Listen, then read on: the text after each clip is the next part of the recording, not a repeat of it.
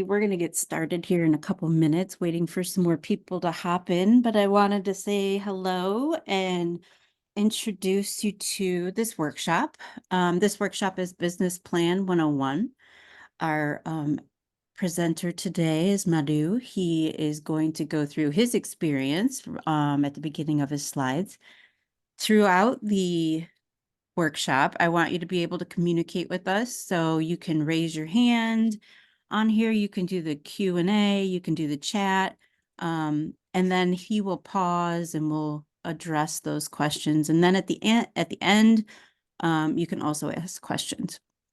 We are also going to send you a copy of this slide decks to your email. You'll get an email later today that says, thank you for attending, and you'll get this information as well.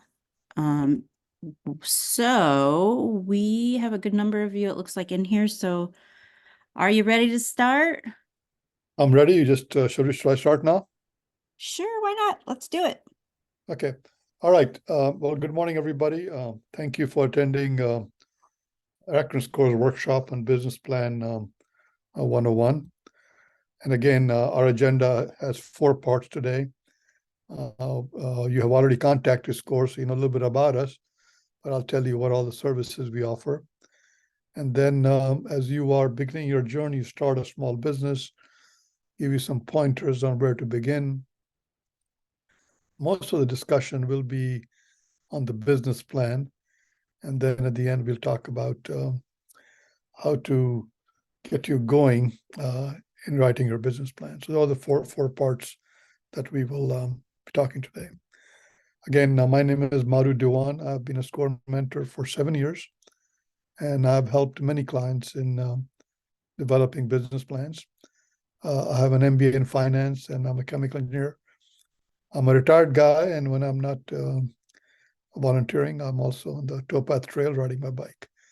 So you guys have met our office manager, Laura Sender, and I'm grateful to her for marketing this seminar and also managing the traffic of questions today.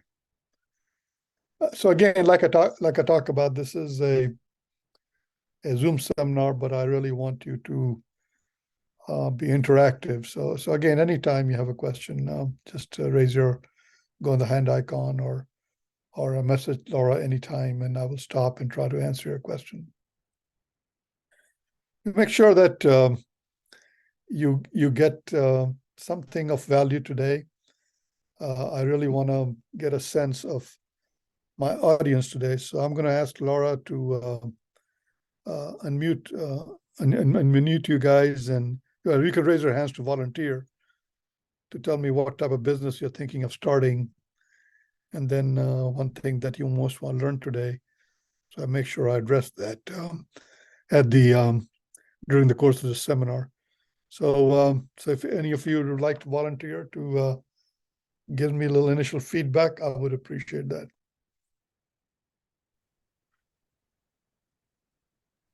Okay, so we have somebody that doesn't have a mic set up, so they're starting a bookkeeping business. Okay. And what would you most like to learn today?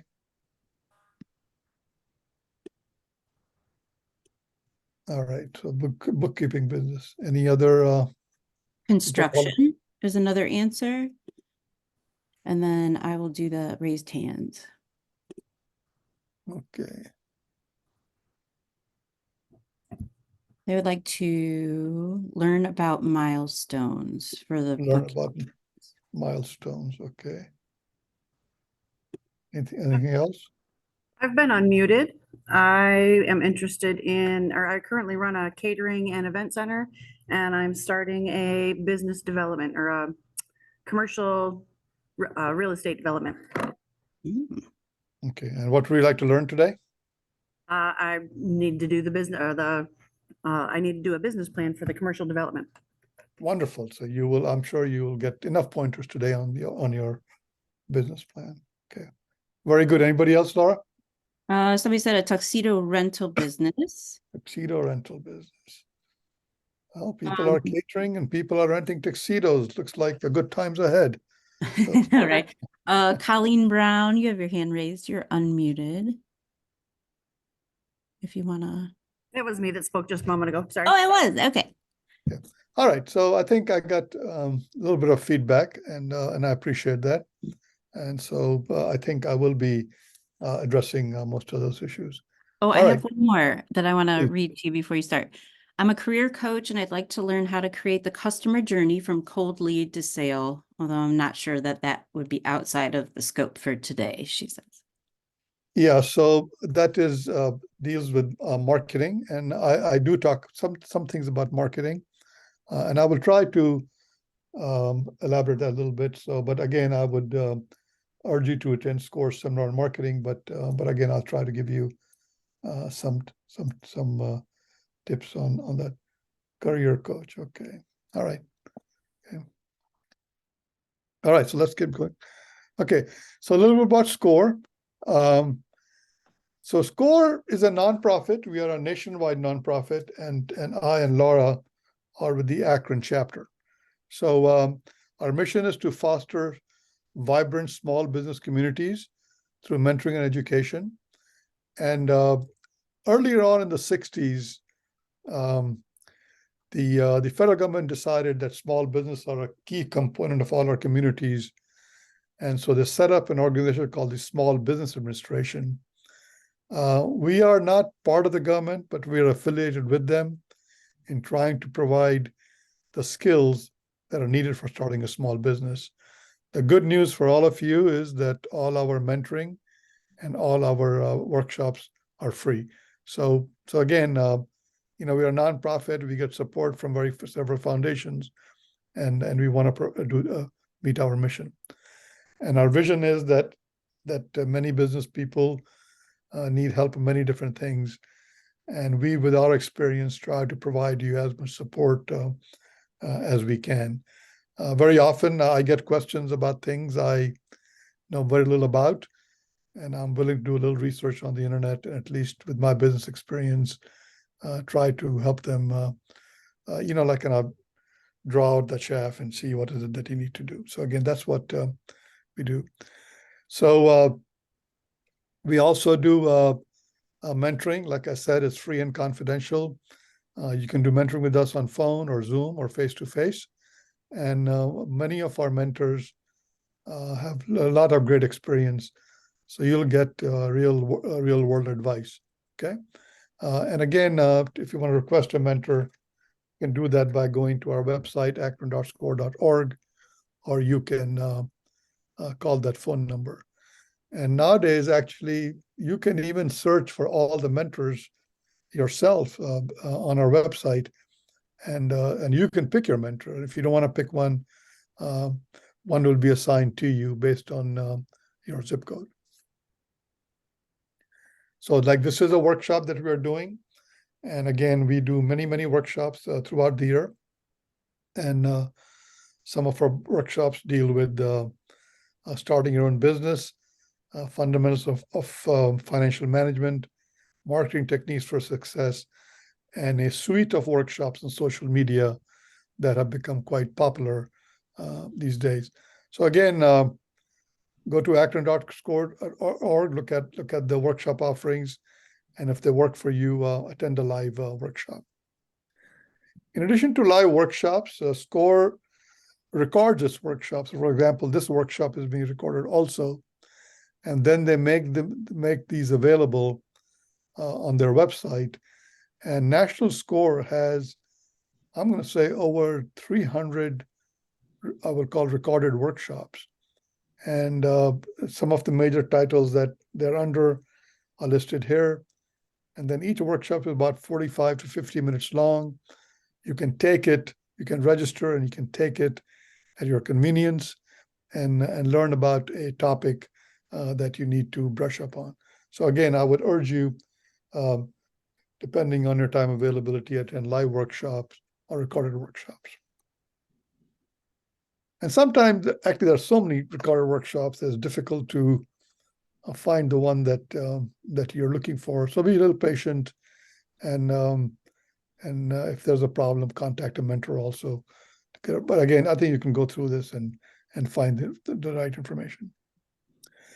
Okay, so where to begin? I'm sure that that many of you are either in business and wanting to start a business. So one question that I get from many of my clients in the beginning is, what business should I get into? And again, my advice is that you should do something that you love or something that you have experience in, okay? And you don't have to have a brand new idea. You can just reinvent the wheel, do something better, okay? And the other thing I tell them is that you'll be a small business in the beginning. Start on a very small niche that you think you can do better than everybody else, okay? And focus on that to get going. Many people also should consider franchising, because that is a good way to get started in a business that you know very little about, and they teach you about that. But again, franchises requires investments, comes with own risks. So be careful in evaluating the franchises before you jump into it. And we do have some mentors who have franchise experience, so that they can help you get going also. Very important about competition. Nearly all businesses have competition, okay? And some people will tell me that, I'm the only one doing this and I have no competition. And really, that is not true, okay? All businesses have competition. And if you have not identified your competition, you just haven't looked hard enough. So everything has a competition.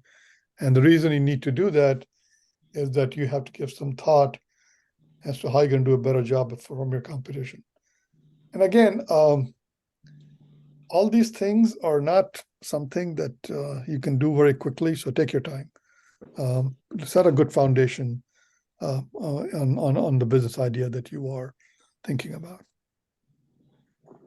So the next thing we urge you is to do a personal assessment. And there are aspects of all businesses that are common. All businesses offer products and services. All businesses require marketing. Let the people know that what services they're offering. Finance is a big part of business. Whether you're raising money or managing your cash flow, that is important. And then if you're hiring people, then you're dealing with human resources. Now,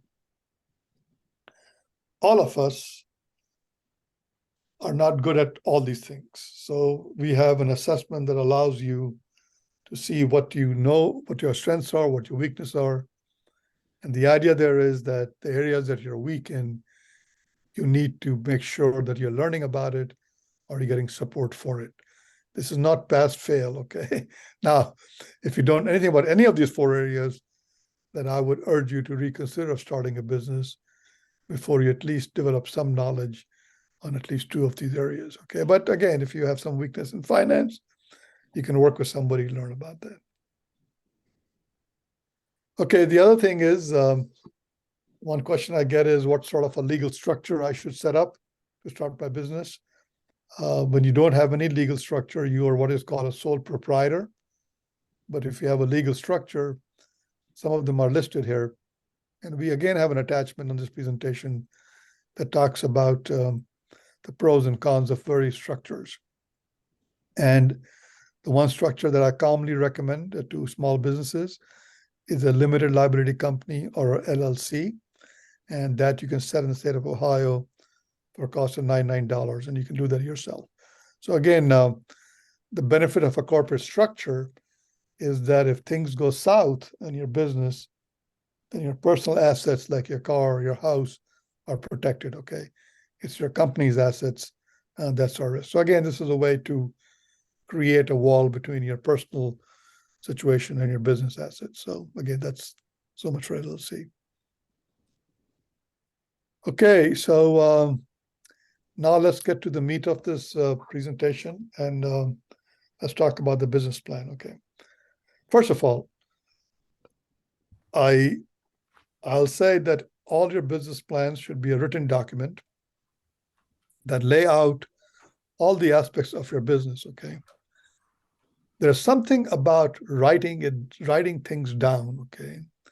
And perhaps make you a little more committed to the idea. When you write things down, it forces you to think about things and make the idea more precise.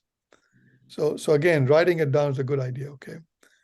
And then the business plan serves as a communication tool to all your stakeholders. Like if you have a partner, you can share that with them. And if you go to a bank, you will definitely need a business plan to apply for a bank loan, okay? Now, again, like I said, it's a written document. It's not set in stone. It is your business plan. And if you do it on a computer, you can update it regularly as you get smarter as you go on your journey, okay? Why write a business plan, okay? So again, if you write a business plan, it forces you to think about the market conditions and the business opportunity that you're trying to create for yourself, okay? As you're doing this, you also identify some obstacles. A common obstacle is that you may or may not have all the money you need to start your business. You know, that's where getting a loan comes in, okay? And as you look at the business opportunities, it also forces you to think in terms of how you're going to market your idea and how you're going to operate your business. If you're making a product, you need to give a little thought what facilities you need, what equipment you need, and all this stuff is put in one place, okay? Now, and again, like I said, if you're going to apply for a business loan, you don't need a business plan, okay? Now, sometimes people will write a business plan and decide that, hey, you know, this is like not what I was thinking about, and they move on. So again, it's a quick and effective way to see if you want to go further or not, okay? So that's why you should write a business plan. A business plan lists these 8 items that that you need to address, okay? Now, not all small businesses will need these 8 items, but I urge you to go through the thought process on these 8 items. Even if you write something very brief in each is a section. And at the bottom of this, I've given you a link to it's actually a SCORE chapter in South Carolina, in Aiken, South Carolina, that gives you a business template, okay? If the link doesn't work, just go on your website and click that, and you'll get there. You can get an extra Word document with, I think it's a 9-page document with all these headings, and you can start writing your business plan and saving it on your computer, okay? So again, that's good. So now in this presentation, I will go through these 8 elements and at least give you a sense of what is it you should write down under these 8 elements, okay? And by the way, if you download this template, on that document also they talk about what is needed in each section, okay? So when you write your business plan, you override what they have there. So again, it's a reminder of what you're supposed to do what, okay? All right, so the first thing is the executive summary. And this is a 3/4 to a 1-page length summary of your business plan, okay? It should introduce your business concept, talk about the marketing of your company, and should talk about a little bit of your expertise, and it should talk about, you know, how you're going to get capital and what your repayment plan is. This is kind of like an elevator speech of your business plan, which may be, you know, 7 to 10 pages, but this is a 1-page summary for business plan. Many people find it difficult to write a summary, and we suggest to you that while this is first on your business plan, you should do it last. After you have written your business plan, you are in a much better position to summarize it, to encapsulate it to what this business is. So for example, when people come to me and tell me they're going to apply for a business loan, at the very last paragraph on this one, I tell them how much money is needed, and we expect to make enough money in the business to make this pay off in 5 years or 6 years or 7 years. That's what the bankers are looking for. And once they see that you have paid attention to paying the money back. They're interested in reading the rest of your business plan. So again, write this last. And many times, if you're having difficulty, share your business plan with your SCORE mentor, and he or she can also help you write the summary, okay? Okay.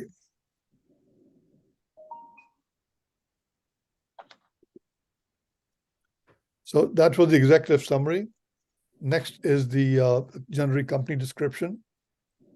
And at this point, we're still keeping things pretty general, okay? If you have a mission statement, write that. Tell the person why is it needed and what are the guiding principles of your business. You know, it could be service, could be high quality. You know, all business should be very ethical. And you should also talk about company goals and objectives. Some goals may be in terms of revenue. Some goals may be in terms of market share. Some goals could be in terms of profits, okay? So this is still a very general statement of what you're trying to do in your business. Remember, you have still other 6, 7 sections to go to describe in detail what you're doing that, okay? Okay. So nearly all businesses will offer products and services. So in this section, we want you to take the trouble to describe all the products, all the models, all the services that you're planning on offering, what your packaging will be like, if you're providing software support, and how does your product or service benefit the customers, okay? And if there are any post-sales services and policies, for example, what's your return policy, or what if your customer is not happy with your service, what policies you have in place that allows you to correct the situation, okay? As you're doing this, many people know their products from their side, but I urge you to take a step back, think from the customer side what they're looking for, so again, it's in the benefits that your products provides to a customer, okay? So keep that in mind, okay? Don't get too hung up in just having your technical lingo in there. Look from the customer side, what it is providing a benefit to you, okay? To the customer, I'm sorry. All right, so we have covered the executive summary. We have covered the general business description. We have covered products and services. And now we are getting into the meat of your business plan about marketing, okay? All right. So first thing this slide talks about is things outside your business, okay? So ask yourself these questions. Who are your potential customers, okay? Are they women of a certain age, of a certain income bracket, okay? Or in a certain geographical area, okay? Or what is the size of your potential market, okay? For example, if your market is Northeast Ohio, it obviously will be smaller than, say, the state of Ohio, okay? And then the next question is, how are you going to reach them, okay? You know, used to be that business was you went to a store and bought things. Now people go on the internet, find your website, peruse your products, and place an order. Or you're putting your products on Etsy. They find your product, and then they like it, and then they make a payment, okay? And then give to the sense as to what is it that your product is doing for your customer, okay? For example, you do some artistic products, and you're selling on Etsy, but again, some customers looking for a gift, so you need to understand what your products are being used for, okay? Because that determines many things like your price points and availability and how quick you want to deliver. And then how do your customers behave? Are they one and done and come back to you after 3 years? Or is this something that they come to you at special occasions? Are they repeat customers?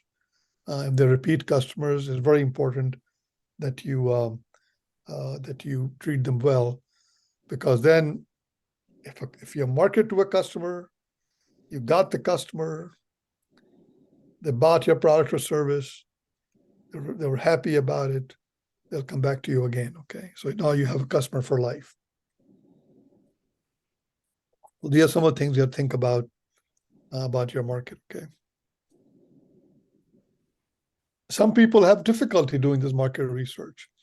And so here are some ideas how you do. And when I say this, if you have an idea about the product or customer, it takes a little effort to go out and find out what other people are thinking about that. Okay. So you may, in your circle of your business associates or your friends, do personal interviews. These days, you can do surveys. You can create a focus group and have a list of questions and have people discuss these things. You can observe. If you're opening a restaurant, I would urge you to go to this location you're thinking of, see what the traffic patterns are in different times of the day. And again, a lot of research is now done on the internet, and you're able to provide just some data about your products and type of business you're thinking about. Okay. Another source of information, I call that secondary research. You can look at trade associations. These days, you can look at your competitors' profiles on the internet. Newspapers and magazines are going out of vogue, but I would ignore that. You can get data from chambers of commerce. Or I talked about competitor websites, get information from there. And also visit your local library. Your research library, all libraries have research librarians, and it's well worth your time to at least visit them once or twice and see what information they have. Information may not be current, but I think it'll make you more knowledgeable than before you went into the library. Okay, so once you understand what marketing opportunities is inside your business, you have to decide that how are you going to organize your business. Okay, what is your overall approach that you're going to be offering? Okay, and then when you're looking at your approach, you have to think that what is the niche you're serving and the advantages you have. So if you are having a catering business, maybe the size of your facility has certain limitations in terms of numbers. So again, you are offering something different, okay, than what your competition is. Hopefully, the other party centers are not in your immediate neighborhood; they're spread apart. So your immediate area offers some benefits. There may be a hotel next to your center. Okay, so look at the advantages that you're offering. Okay, and one thing I always tell that after you do your research, take the time to write down who is the customer, what is the ideal customer. Okay, and write that down so you can focus on them on that. Okay. One thing I will try to tell you not to fall in the trap of saying, everybody can buy products from me. Okay. If everybody can buy products from you, what that means is that you have to market to everybody. Okay. And that can cost a lot of money.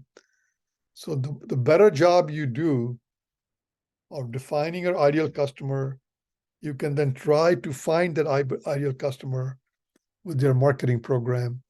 So you're not wasting your money, because everybody has limited marketing budgets. Okay.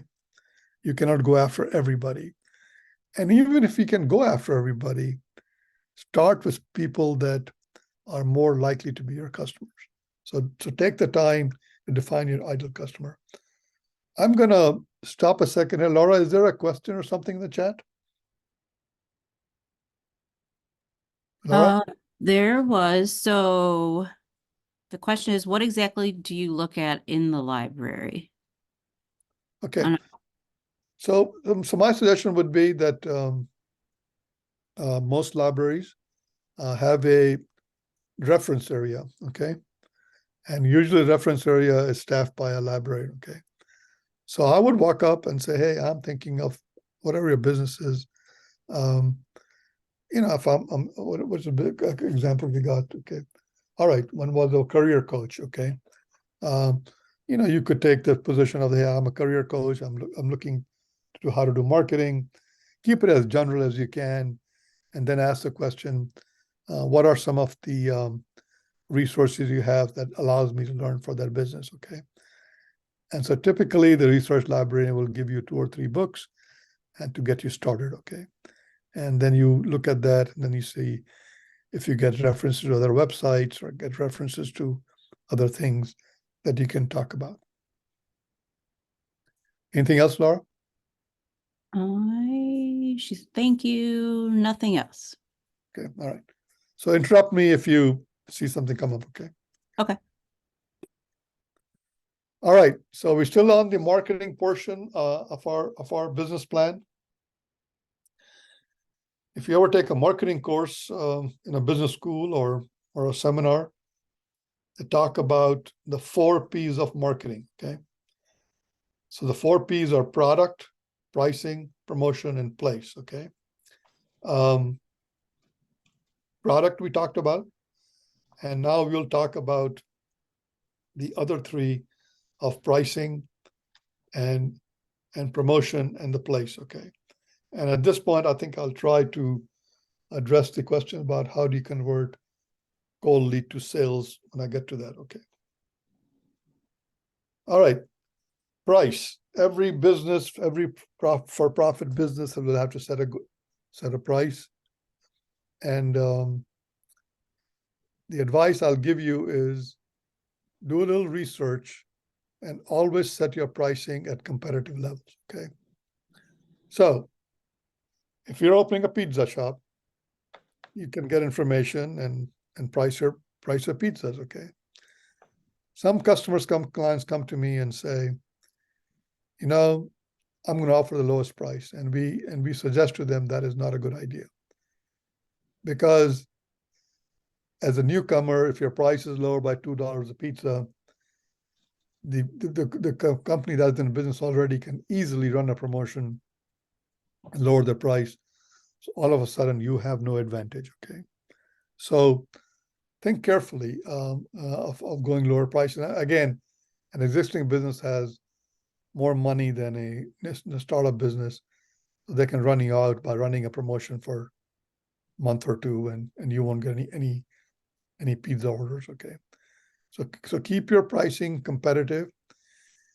And frankly speaking, if at a competitive price, you cannot make a go of your business, what that is telling you is that the customers are not voting for your business idea with their dollars, okay?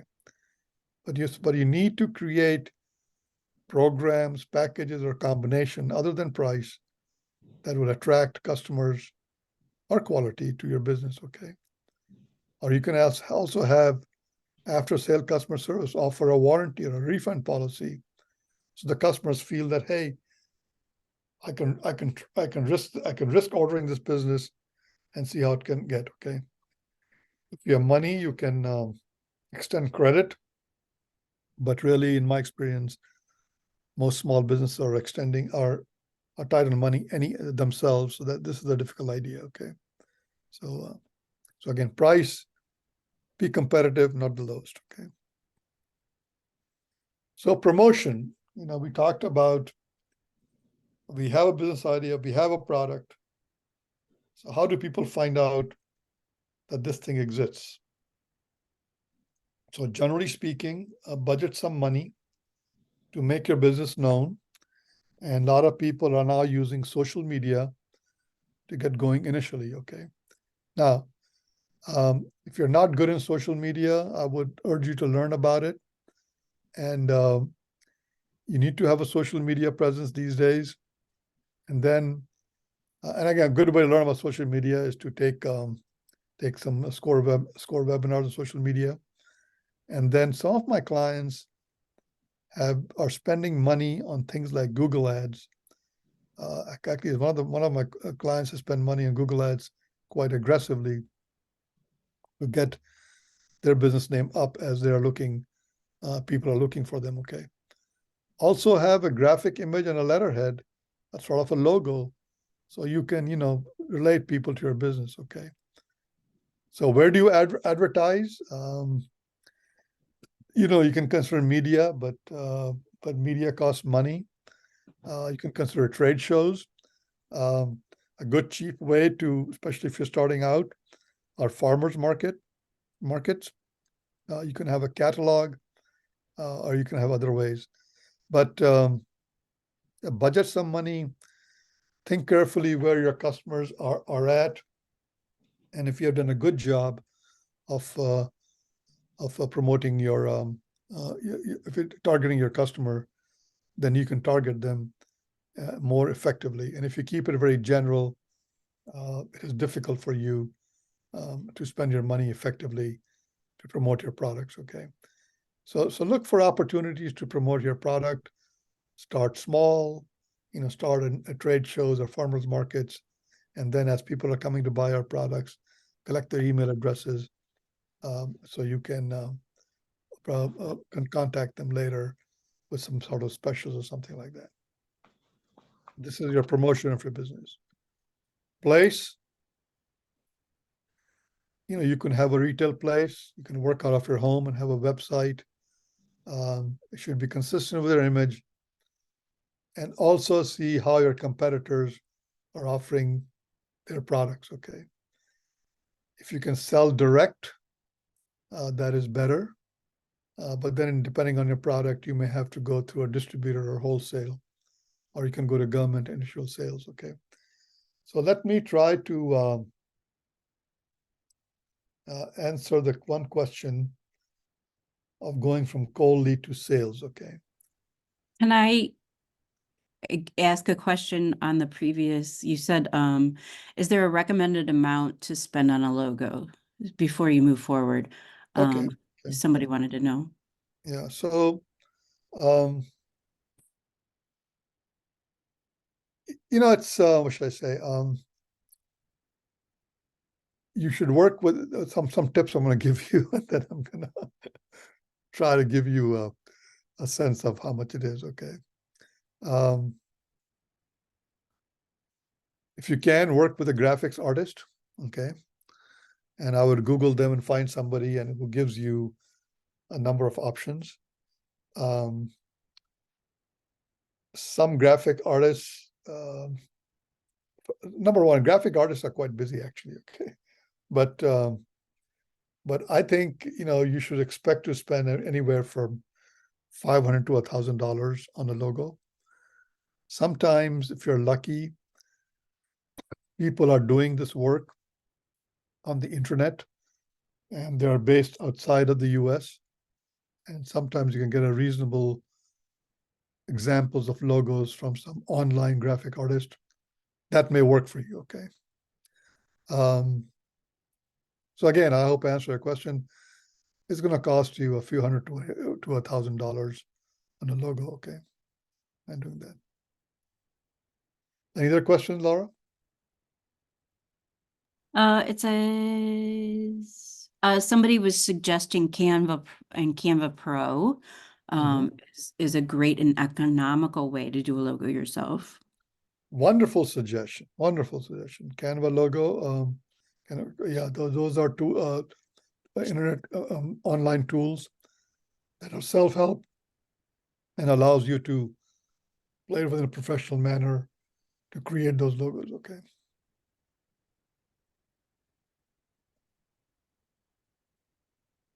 Talked about the place, and let's see. Okay. All right. Here's something that I would urge you to do. After you've done your research, you identified your customers, I want you set, oh no, I forgot to talk about lead to sales. Okay, I'm sorry. Okay. So lead to sales. Marketing people use a concept that you need to think about your business, where you create through your advertising program as many leads as possible. Okay. Whether these leads come to you through your email marketing program or your social media program, or you going out physically in some place, you collect a lot of leads. Okay. Accept the fact that everything, they use the idea of a funnel. You have a marketing program, You have a lot of leads. Let's say you create 100 leads. In the end, 100 will, 100 leads will be there. Maybe 20 will contact you, find out more about you. And if there's consistency between you, what you are offering and what they want, you ends up with a few customers, okay? So the idea of a funnel is that bring in as many leads as you can, because only a very small portion will turn into paying customers, okay? So again, sometimes, I urge for some business to have an email marketing program. They can collect emails, periodically send an email to your email list. And that way, at some point in time, they need your service, offer them something of value. And at some point in time, either they will refer you to somebody else or maybe become your customer.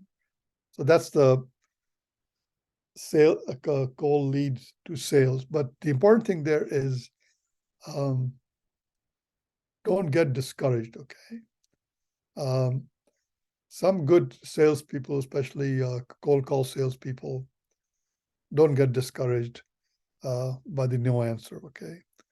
And some people use, what should I say, cold calling, so people selling Medicare programs, we all get hundreds of calls. I'm sure only 1 or 2% of them result in customers. So you have to not get discouraged. And if you're getting discouraged, take a break. It's nothing personal, okay? All right, keep moving on. So after you are done with your marketing research, I would urge you to make a sales projection month by month for the next two years. If you have lucky to have some historical sales data, include that and base that on that. Many people will find this very difficult, okay? But I would urge you that even your guess, and most of it is a guess, okay?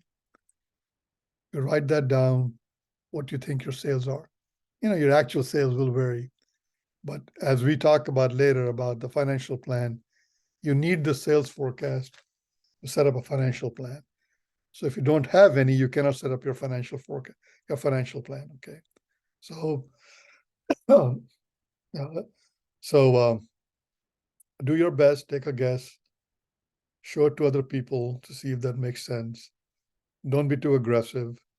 And again, but you have to make a sales forecast to see set of a target for yourself.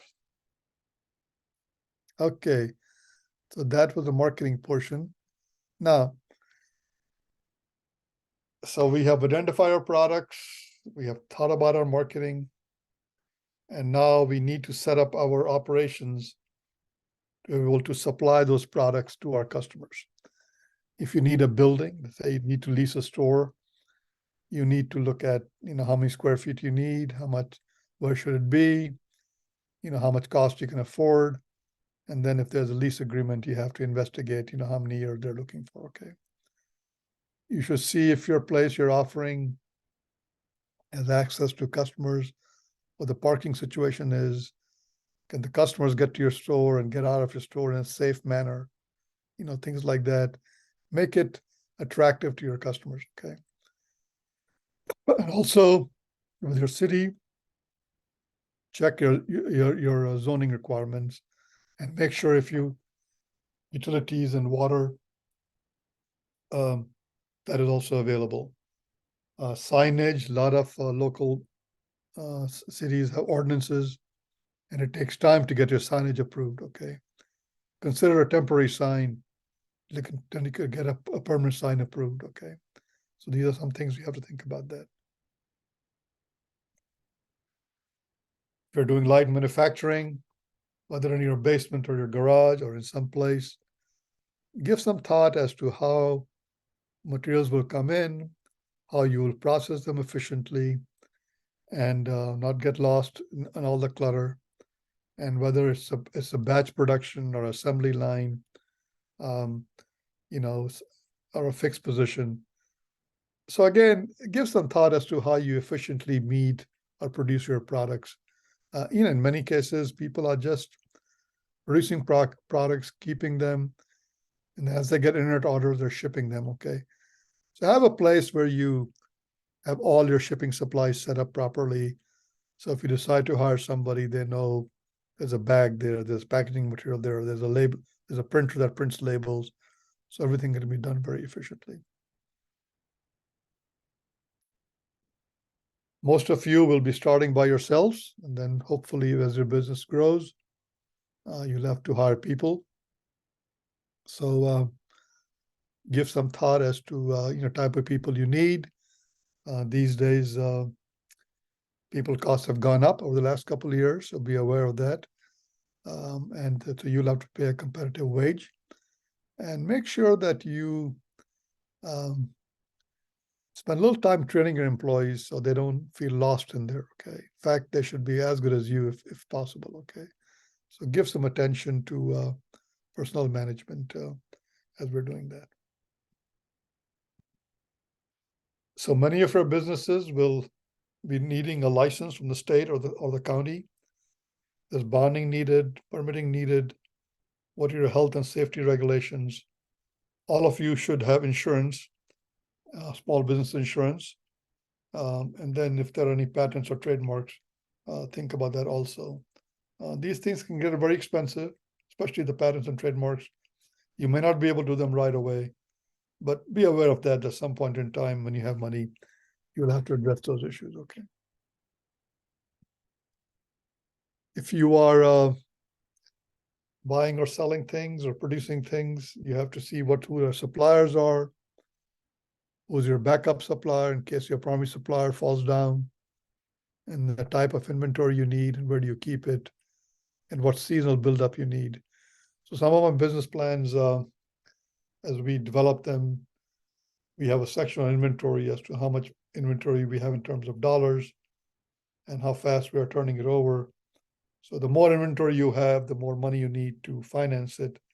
So that has an impact on your financials.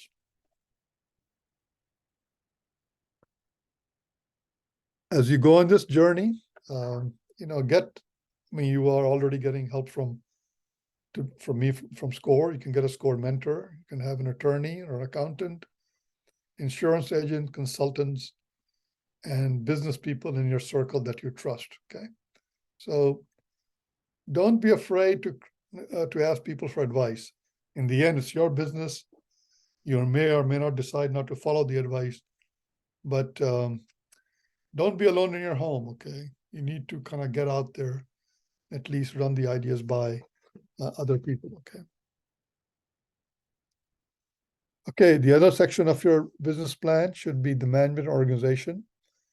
And if you have more than one person, or two people, or three people, think about who handles who. A typical breakdown is somebody will handle the marketing, somebody handles the production, and then one of you takes responsibility for the numbers, okay? But it will be that in the beginning you will be all by yourself.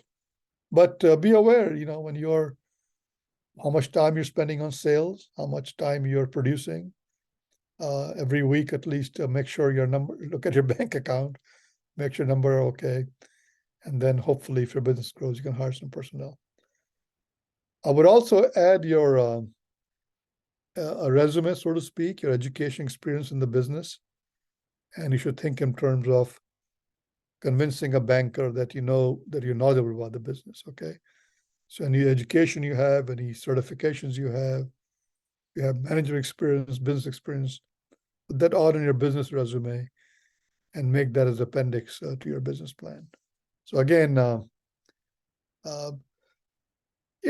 bankers want to know that you know what you're doing, and I think this helps them get more comfort with that, okay? Madhu, we have a question. How do you get a vendor's license, and is it necessary at first? Yeah, so especially if you have to, okay, so for vendor's license, I would start with I would Google it in either the state of Ohio, I think, or in some cases the counties. I think the counties give the vendor's license, okay? Yeah, many of the things you need a vendor license. The only place you may not, no, actually, I take that back. You do need a vendor's license. And the other thing you need is that if you are collecting sales tax and paying the state of Ohio every quarter, the sales taxes, you need to register with them to pay the sales taxes, okay? There are some exemptions, like a very small amount of sales, you can get away with not paying sales taxes. But most cases, those thresholds are rather low. So you should look into a vendor's license from the county and get one, okay? And then a register with the state to pay your sales taxes. Anything else, Laura? No. Okay, so now we come to the financial piece of your business. And I will give you a very simple example that I worked with a client to see the kind of things we did. So first of all, you need to make a list of expenses you need to open the doors. You may need money for computers. You may need money for inventory. You may need money for some equipment. You may need vehicles. So make a list of things that you may need signage, okay? So make a list of how much money, we call that initial investment. And then in most businesses, you start spending money. In the beginning, you don't have enough customers, so you have losses, okay? So first few months of a business, you'll have losses. So you need to make sure that you have enough money to cover these losses. Ultimately, your sales increase, and then you become profitable, okay? So that's the way to think of it, that initially you will have losses and you'll spend money initially to open the doors, okay? So have some contingency, because you can't run out of money in the very beginning of your business, okay? So the financial plan helps you understand that you know how many months you need to cover your expenses before your business gets known, and you do that. And many people, you know, cover these by their own investment, or they get a loan, okay? Typically speaking, if you go to a bank for a loan, they will want you to invest about 10% of the loan in your 10% of the loan in your business, okay? They want you to have some skin in the game. And in many cases, my clients are limited by that in how much money they can invest on their own, okay? Most loans from banks will also require you have a acceptable credit rating. So if your credit rating is low, you know, find out why it's low and try to work on that, okay? So again, I'll give you an example of a financial plan of a business. This was I'll call it New Restaurant LLC.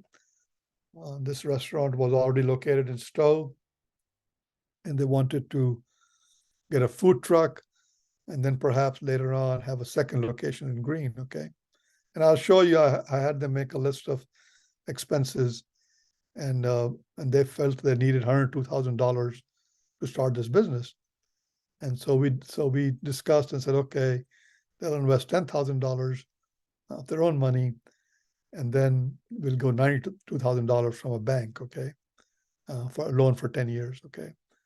And the question both the business owners have and the bank has, can the loan be paid off? And how do we go about showing to the bank that that we can pay off this loan, okay? So the next thing I'll show you is they took a spreadsheet. You know, they're going to buy a used food truck for $30,000, fix up the food truck for $15,000. The food truck investment is $45,000. In their Green location, they want to rent a place and buy some kitchen equipment and tables and chairs. They needed $31,000 for the Green location. They also wanted to upgrade their Stowe location with some chairs and tables and a freezer. They needed $16,000 there, okay? And then as they expand to the food truck and also expand to the Green location, they need to hire some more people, so they need to pay wages. So, and they also need to buy more food. So needed some working capital of $10,000. So they, you know, so the investment was $102,000. And like I said before, we decided this is how we're going to fund this business, okay? And if you look at bank loan, $92,000 over 10 years, just the principal repayment is $767. And then I'll show you that we also figured out in this plan how much the interest rate was and how we pay that also, okay? So this was the initial cost. Then I helped them set up what I call a 12-month cash flow for their business. And so I think, let me see this, if I can move this. No.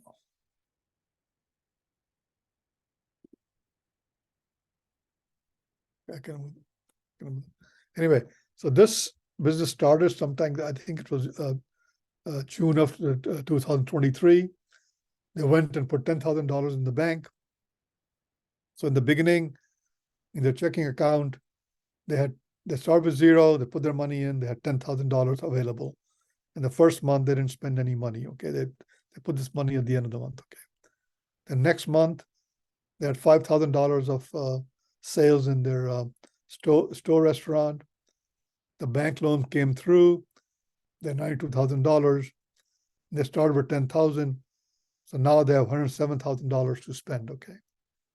So they went out that month and estimated what food we have to buy, what utensils we have to buy, the wages that we have to pay our hired employees, what money we need for repairs and maintenance, advertising, what's the rent we have in Stowe, telephone, utilities, insurance.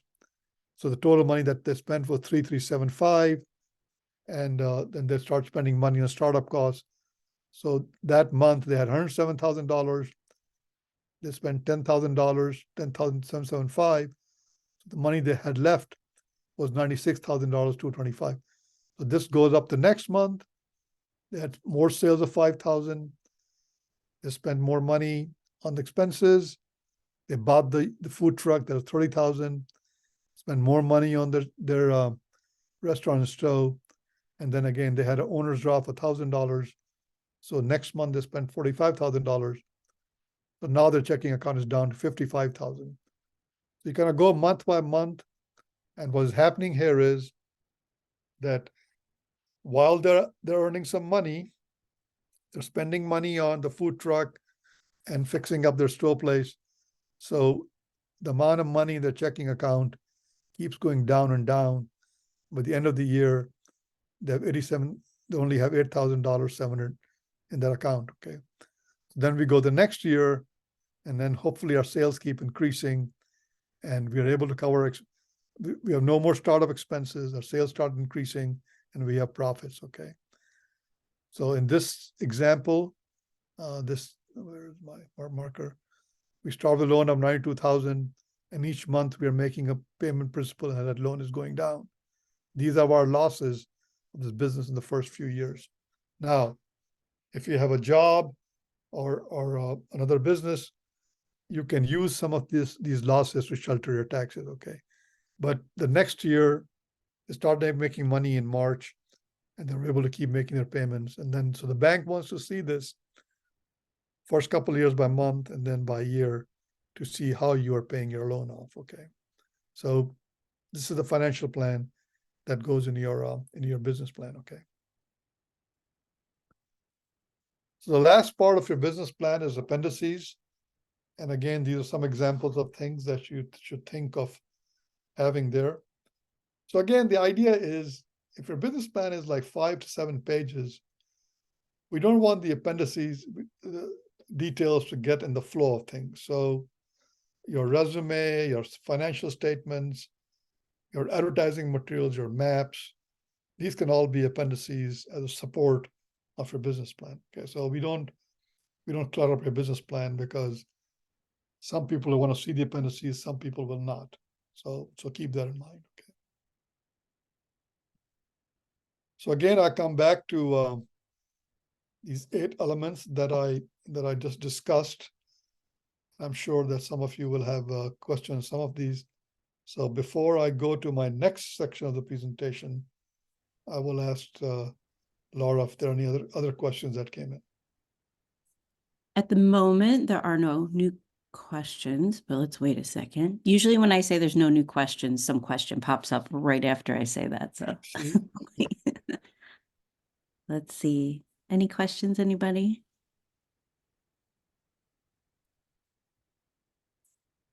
Okay, again, we'll have a chance at the end too. Okay, so the next part of my presentation is what to do next. And here, I talked about a lot of things, and frankly speaking, it intimidates a lot of people. Okay. So I want to take a deep breath, take a step back, and tell you that all is not lost and how you can take small chunks at this attempt. Okay. Many of my clients find it challenging to write a business plan. Okay. So the approach I have used successfully is, okay, first of all, a typical business plan is about 5 to 8 pages. Okay. And a spreadsheet showing the loan can be paid off. Okay. So again, you don't have to write this in one setting. If it's 8 pages, you can do 2 pages at a time, work on different sections at different time, talk to your SCORE mentor, or talk to your friends and family and revise it, okay? And if you are doing this on a computer, and like I said, it doesn't have to be perfect. You need to get something down, okay? And if you're doing this on a computer, you can easily make a change, okay? Most of my clients who are having difficulty is this because they're trying to be perfect the first time, okay? Nobody is perfect the first time. It'll take you 3, 4 iterations to get it right, okay? And then as you learn more, you change it anyway. So don't stress yourself and say, I got to write the perfect, okay? One other approach that I have used is SCORE has something called a business plan outline. And again, I gave you a link to a business plan. The business plan outline is a much simpler document, and I will show that to you, what kind of questions they have there. And so what I suggest is get the SCORE business plan outline, answer those questions, start a financial projection in Google, work with your SCORE mentor, okay? And once you get these 2 things done, you will have everything to write your business plan, okay? Now, many of my clients, they will do these 2 things, start your business outline, do your financial sheet, and to them, that's enough, okay? And while I would urge you to write a business plan, especially if you want to grow your business in the future, but even if you stop here for a while, that's okay also, okay? So this business plan guide is 5 pages long. It talks about goals, and it has a series of questions in the marketing area, in the management area, equipment and inventory area. That there are 5 parts, finances, okay? And this is available to you in a Word format or Google Docs. And by the way, if you can't work with computers, just do it with paper and pencil, okay? I've had people write this down on a piece of paper and send me pictures, and I can give my feedback back to them. The important thing is to get it down on paper, okay? And the business plan guide, I think, is also in the attachments, okay? So get started doing that way to get some startup steps in your business, okay? And always remember, when you're frustrated, it's going to get better. You can't write it the first time around. So before the questions, I just want to thank our foundations, the Akron Community Foundation, Huntington Foundation, the Calhoun Foundation, the Welty Foundation. These great foundations in our area support us every year financially. That allows us to do your work for the community. So with that in mind, the formal portion of my presentation is over. And if there are any questions, I'd be glad to try to answer them for you. Okay, we have a couple questions. Sue asked, what are local banks that are more small business friendly than others? Okay. First of all, the one bank that I have had success with is the Huntington Bank. Huntington Bank, by the way, Huntington gives the most small business loans in the area, okay? That does not mean Key Bank doesn't give them, People's Bank doesn't give them. So other banks also give loans, okay? But Huntington Bank, from my experience, has a lot of small business loans. Actually, they have a special program directed towards women and minorities, okay? So this is called Lift Local Business Program. It gives loans up to $150,000 to minorities and women. And I would, I have a brochure. You can contact us. We can send the brochure. But more importantly, I have sent clients there. All my clients have got loans there. So, they have a good track record. I had KeyBank give a loan to one of my clients. So they're also very good. They're very professional. And so those are the two banks that come to my mind. But if you're banking someplace, People's Bank or First Citizens Bank, stop by their manager and ask them about small business loans, and they might be good also. So Sue, I hope I helped you. Okay, another one similar to that question. Would you recommend a bank or credit union? Okay, so some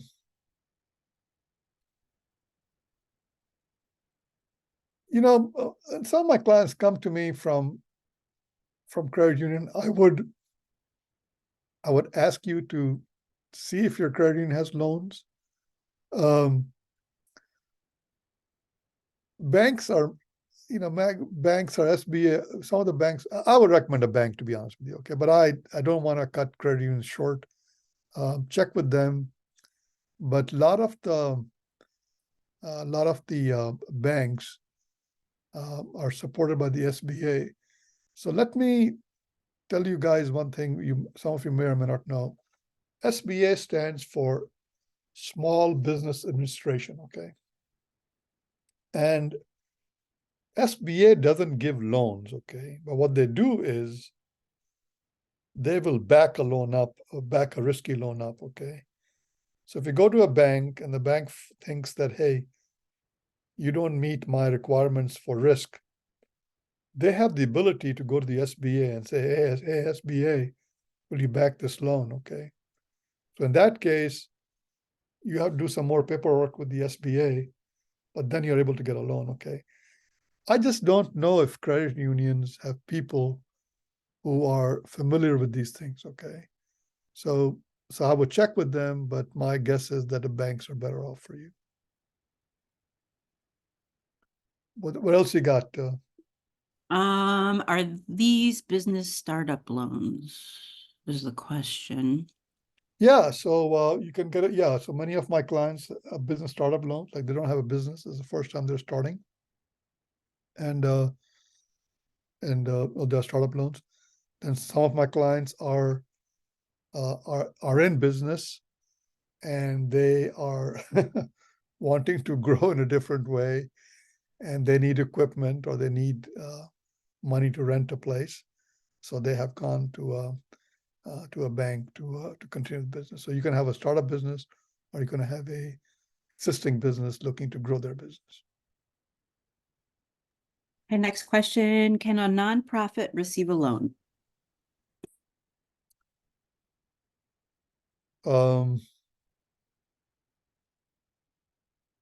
So I will answer the question in a couple of different ways.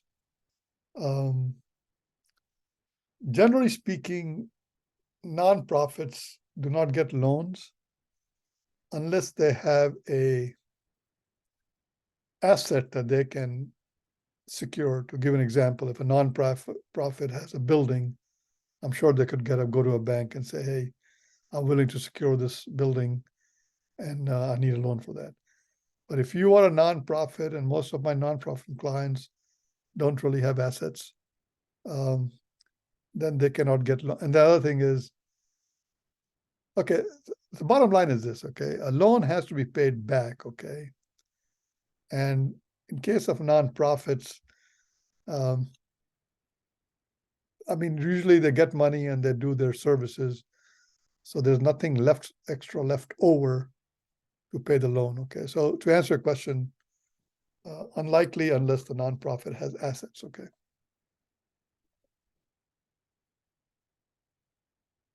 What other question, Laura?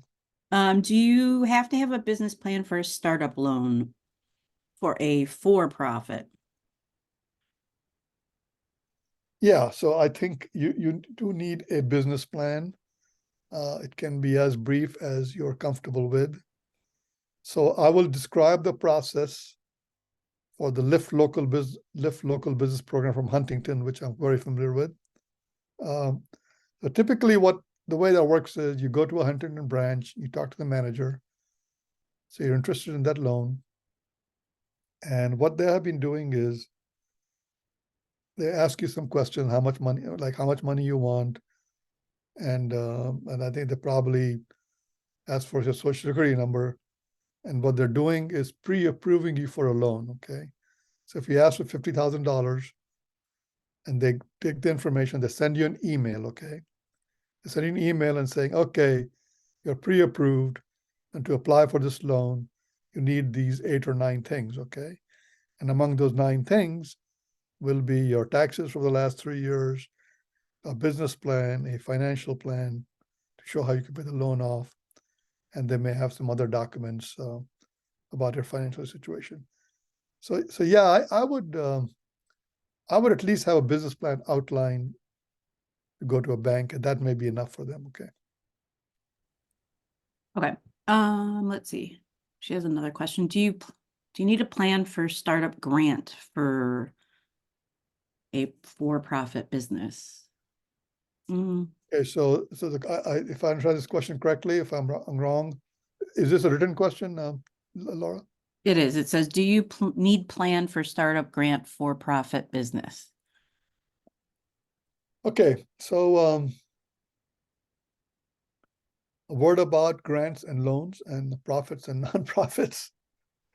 Generally speaking, nonprofits can get grants and for-profit businesses cannot get grants, but can get loans, okay?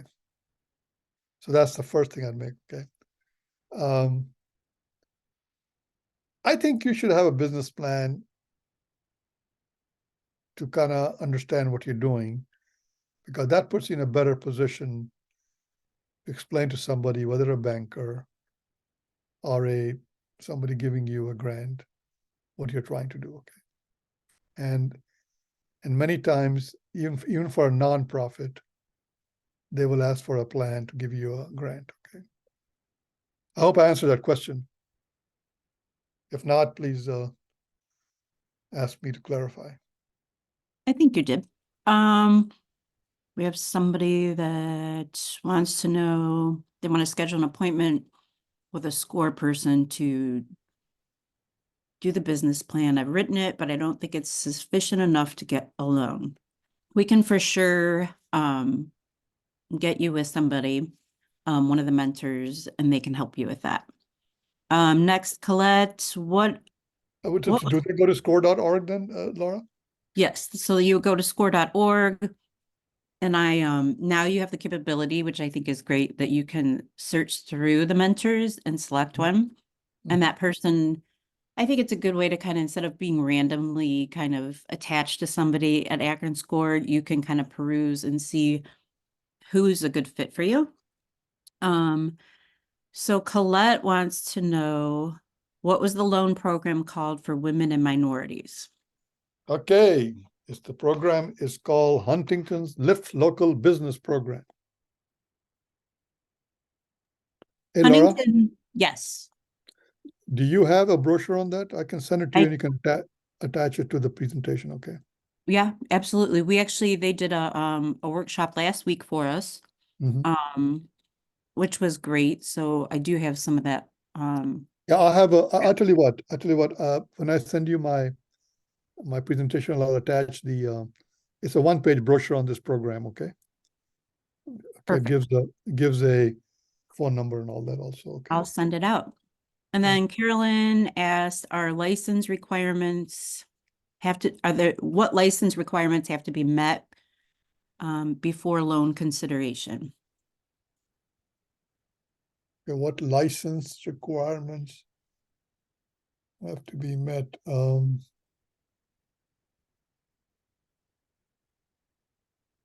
Carolyn, can you expand on that? Are you still on here, Carolyn? Carolyn, I'm going to unmute you so you can just ask.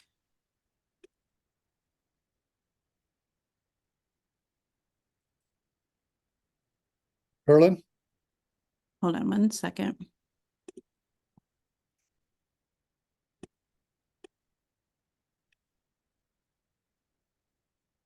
She should be able to chat.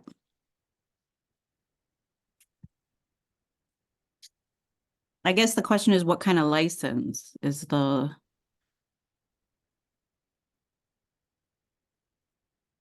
Okay, Oh, so I Can will you make hear a, me?